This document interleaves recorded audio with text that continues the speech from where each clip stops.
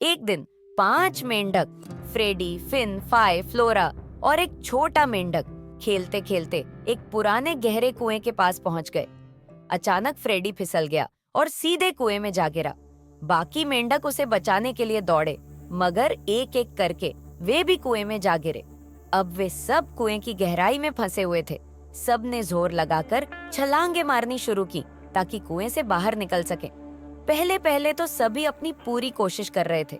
इसी दौरान एक और मेंढक कुएं के ऊपर आया, लेकिन मदद करने के बजाय उसने नीचे देखकर आवाज लगाई, तुम क्यों कोशिश कर रहे हो?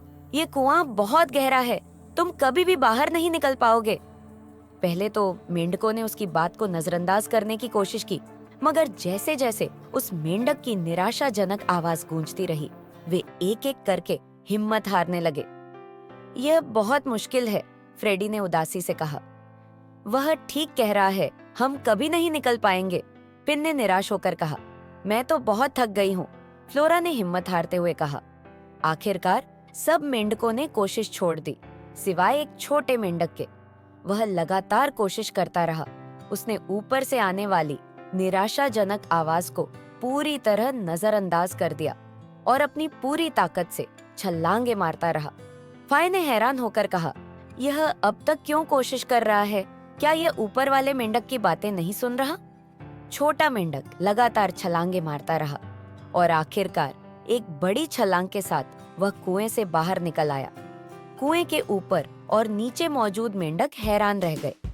छोटे मेंढक की लगन देखकर बाकी मेंढकों ने भी हिम्मत पकड़ी और एक एक करके उन्होंने भी अपनी पूरी ताकत लगाकर कुएं से बाहर छलांगे मार दी।